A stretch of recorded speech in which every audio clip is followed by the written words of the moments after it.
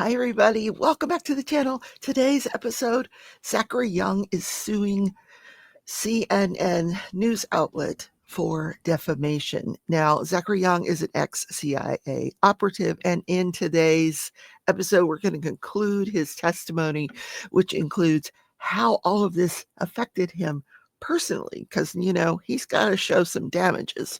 So let's dive into that.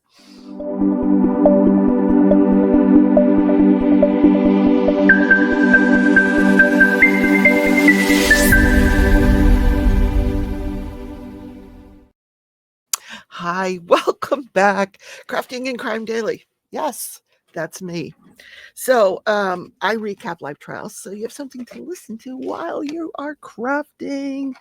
And right after this, I have to go to the dentist. Yay. Yay for me, right? So, but I did want to get an episode in for you today I don't want this case to fall too far behind.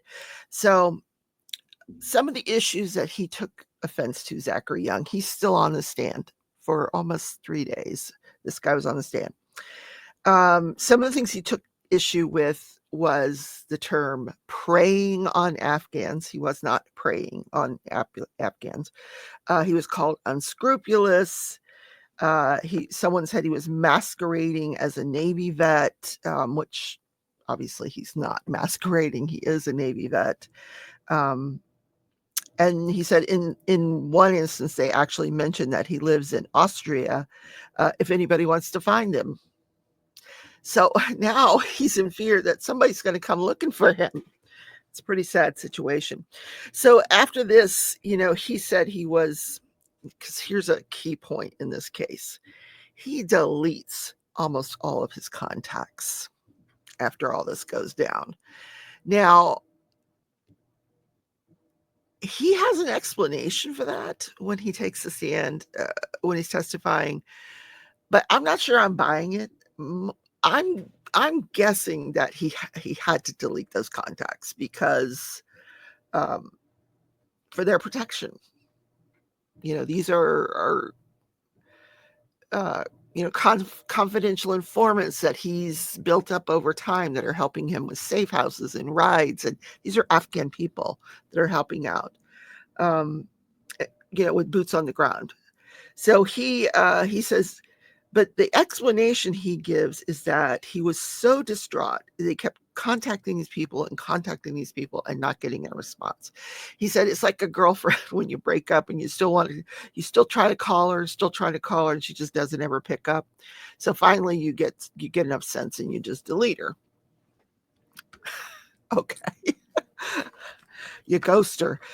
Anyway, so he deleted his contacts. So in the legal field, that's called spoliation of evidence, because now he can't, the defense has nothing to cross-examine him with. Like, who are these people that you lost business from? Who are these people that won't get in touch with you? Yeah. So, and in the case of when something like that happens and there's evidence that's just been lost or destroyed by the plaintiff himself, then the jury is instructed to just take whatever inferences they want to from that. Why did he do it? You can believe him, you can not believe him. Is he credible? What do you think he did with it? Why do you think he destroyed the documents? They're allowed to infer anything they want from that. So he said that in addition to deleting his contacts, he changed his name around. He would be like Young Zachary, Zach. He had all different versions of his name to try to just hide. He says, I was hiding. He took his picture down. He actually thought that the police were going to come to his house in Austria, like the federal police were going to come to Austria. So he says, I just wanted to dig a hole and crawl in it. So at the time he was contracted with DynCorp, that contract was due to expire November of the same month that the story ran. And what he says is that at the time this contract was being renegotiated, but in lieu of, while the contract was being renegotiated, the people on the other side, DynCorp had said, we'll extend it until we can reach the new contract. We'll just extend the old one. So he was very much in the frame of mind that he was getting this contract. But after the story aired, nothing. They just let the contract expire. Wouldn't get in touch with him, wouldn't return his calls. Yeah. So, and that's a big chunk of change. He was making $350,000 a year for that. Now, it's CNN's contention that you didn't lose $350,000 because of us. That was a whole different contract. You're claiming you lost he's claiming, he had this personal business extracting Afghanistan people out of Afghanis out of Afghanistan, and that this was his business. He had his own business where he was doing these corporate extractions. So, and that particular business had actually lost money the year before CNN aired that broadcast. So there's a dispute about how much money is he actually losing per year. So he says after this aired, he never received work from anyone in his network. And he did have an email. There was an email that was entered into evidence to support that his contract was going to be extended, and then it was not. They let it expire. And, everything that was in that contract is that whole security overhaul.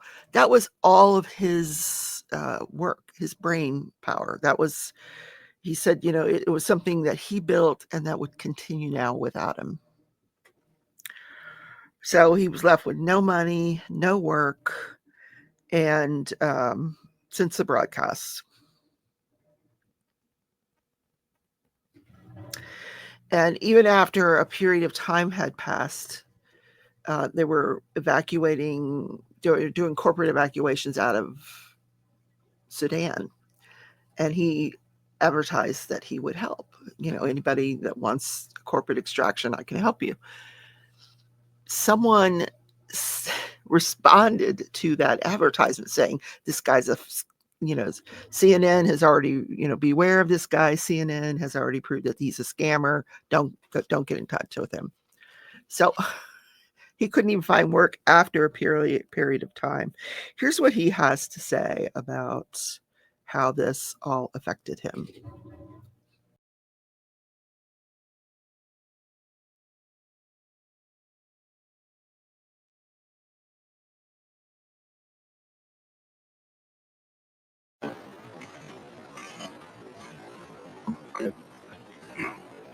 I talked yesterday about how I've been able to get back up every time I've been knocked down, and the SEAL training stuff, and I'm sure there's been many, many other times.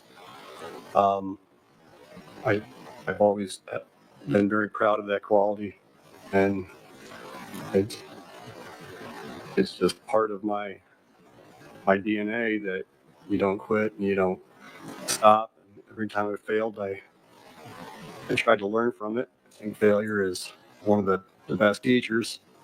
And for the majority of my adult life, I was always able to bounce back, even from pretty horrible things. I went through extensive training to test my tenacity, my mental toughness, and I always came out at the very top. And this is something different, though. I've never had my life wrecked. I've never not been able to tell what tomorrow looks like. But I'm not the same person that my wife married. She's never had to worry about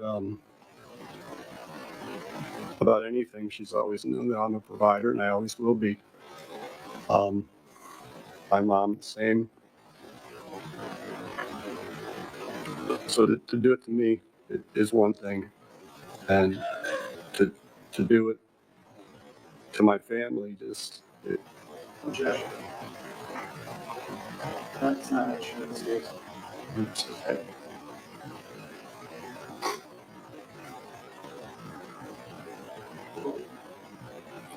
yeah. The hardest part has just been I know I'm not the same man that I was. I know I'm not the same person my wife married, and I'm humiliated about that. We had many conversations with her about what happens in 3 years, what happens in 5 years. You know, are we gonna move back to the U.S.? Am I gonna try to get a job at any job I can find? She's still in school in Austria. She's working on her master's degree, and I'm not able to look her in the eye and tell her, you know, it's going to work out here, the place where we've lived and we've built a home. And then just the idea that these people that have Matt Gunning and all the names they showed you yesterday, that they don't want to even have anything to do with me anymore. Objection.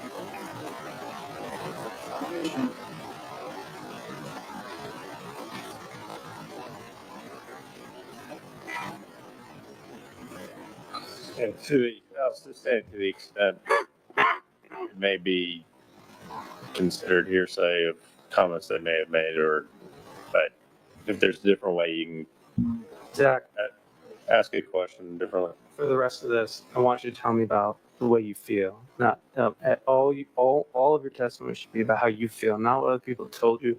Yeah. To the extent it's what other people told you, or it's how it made you feel. Focus on that. Please tell me that. I feel like a total failure. I've had, you know, some time now to try to recover. I've been in psychotherapy, I've been put on medication, multiple medications. I understand antidepressants wasn't enough. Still couldn't sleep. Still can't sleep.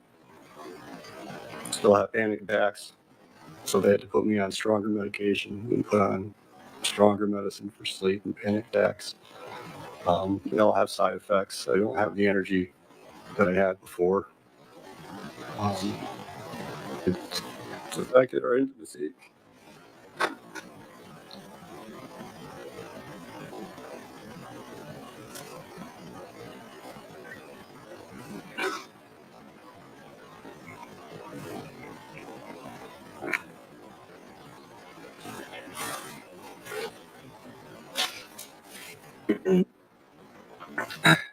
It, it's affected the intimacy that I've had with my wife and that we've known.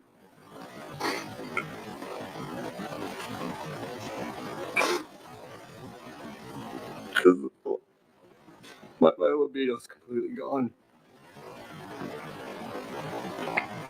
And I don't know if it's maybe if it's the trauma or the medicine or both.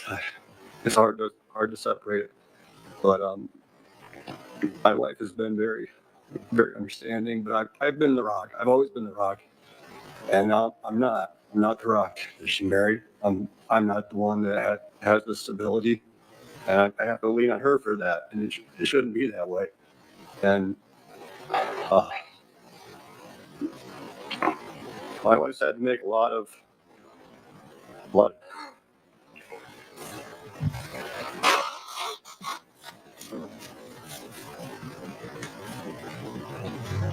She's been tremendously supportive throughout this experience. It's been horrible for both of us.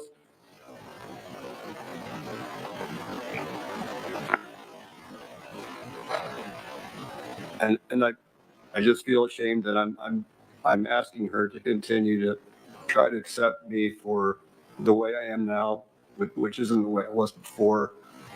I went through a long period where this is right after it happened, where I just stopped taking care of myself.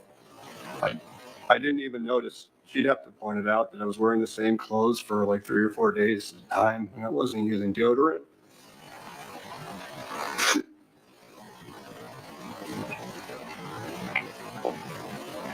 I wasn't using deodorant. I wasn't showering. I didn't even know. And we used to do a lot more things together. And the energy is just gone. We never go out for walks in the woods. We never travel. She's had to make a lot of accommodations that she shouldn't have to. And that's been the hardest part for me. And then with my mom, I support her for the majority, and I have for decades. And there is an end to that at some point, and I don't know what it looks like. And I still try to keep her assured that it's going to be okay. And I'm lying to her. I don't know that anymore. I don't know it's going to be okay. Just telling her what she wants to hear, and that's hard for me to do.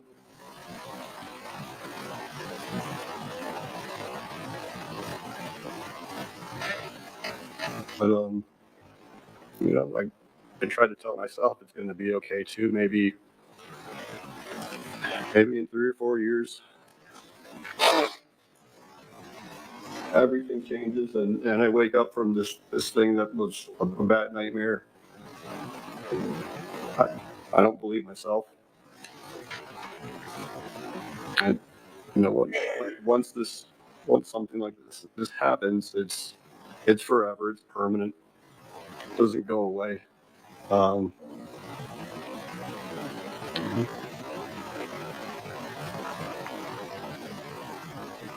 feel like I've just been completely destroyed and embarrassed and emasculated in public all over the world. And now my family's still trying to work through that with me, and they've all been very supportive. Matt's still here. My brother, my wife. I hope that her mother, we can find somebody to help out with her next week, and she can be out as well. She wants to be here, but she's been through so much already, you know.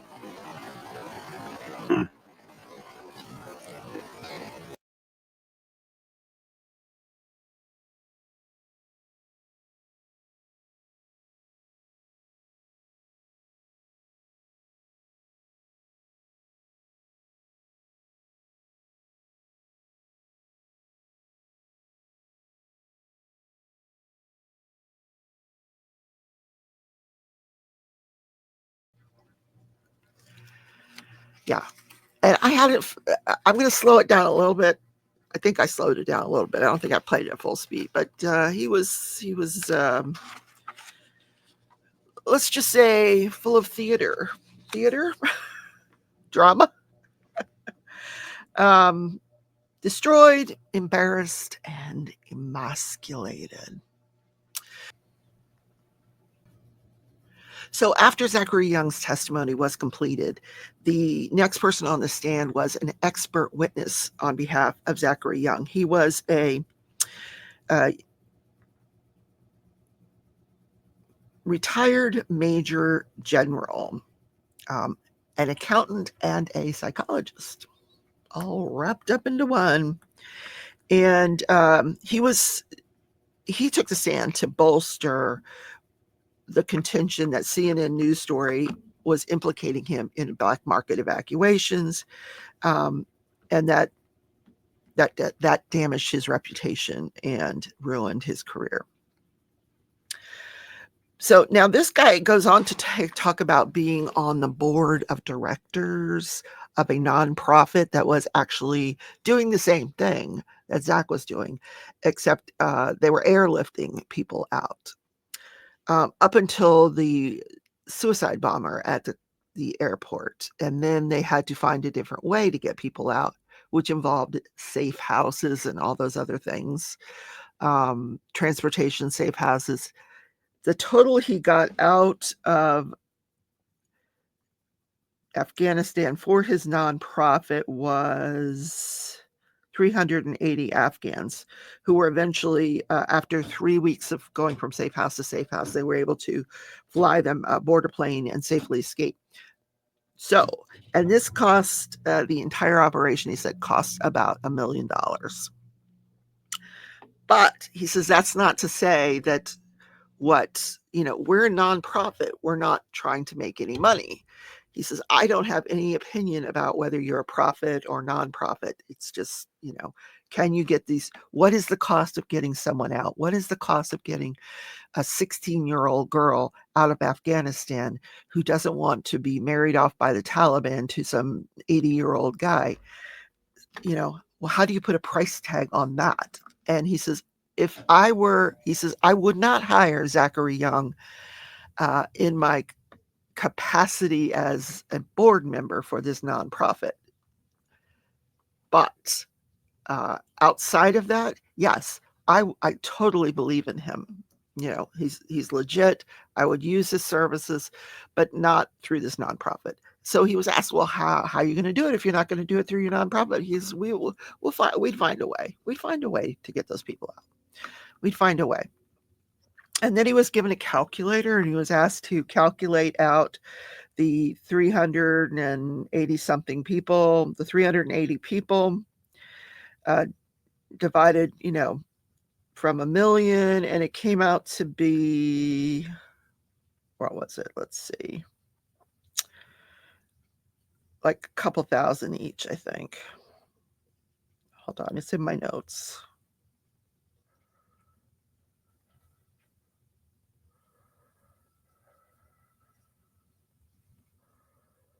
$2,631.58.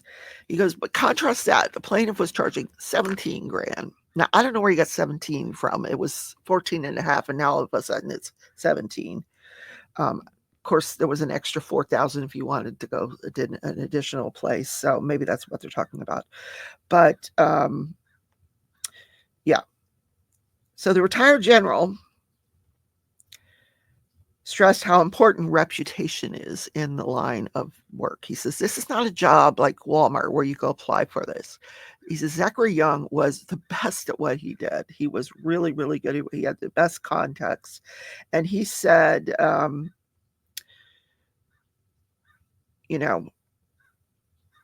just not going to find any more jobs like that on monster.com. It's just not going to happen.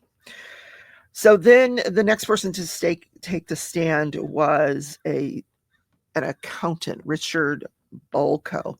And what this accountant does is he takes sort of a big picture look, and it's called forensic accountant. And whenever there's a forensic accountant on the stand, my eyes glaze over because it is so boring.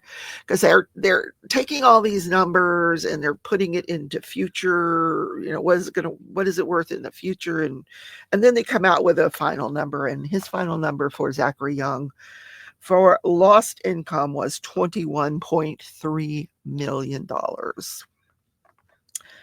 Yes. And of course, the defense was critical that he was using his W-2s from that DynCorp contract where he's making $351,000 a year. He was not using his business, which the defense is saying actually lost money. So I'm sure the defense will have their own forensic accountant who will get up and say something quite different. And then that's going to be for the jury to decide, how much do we award this person? That's not even talking about punitive damages. That's just lost income right there. $21 million. Wow. And then the other thing we missed, that I wanted to cover for you is he had a psychologist take stand. John Vincent, a clinical psychologist who examined him. Now, the defense is saying that when Zachary Young went to that psychologist, he indicated he was there because of multiple tours in Afghanistan, not because of the CNN news article. But Vincent said that he didn't actually examine him because the plaintiff lives in Vienna. He says a lot of it was over Zoom, probably. And WhatsApp and Signal. Signal is the other app I was trying to think of the other day. WhatsApp and Signal. I don't know if WhatsApp still is, but at one point, WhatsApp and Signal could not be traced. I think WhatsApp may be different now. Anyway, so what this John Vincent did is he got all of the notes from the treatment that Zachary Young was getting in Austria, plus his interview with him.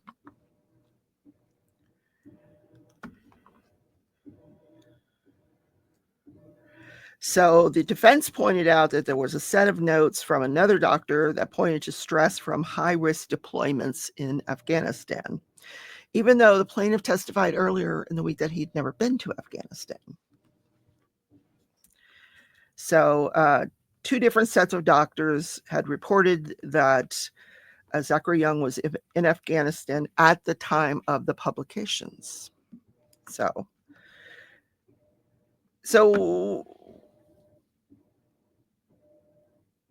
this Vincent guy, well, it could have been lost in translation because I don't know what language they speak in Vienna. I have no idea. But I think that's what he means, lost in translation. So I don't know if his testimony was complete. He may still be on the stand. And it is expected that this week, Alex Marquette, Markhart, the reporter, the architect of the news article, is expected to testify. So, yeah, that'll be interesting, right? So I will see you guys in the next video. Have a great day, everybody. Take care. Bye.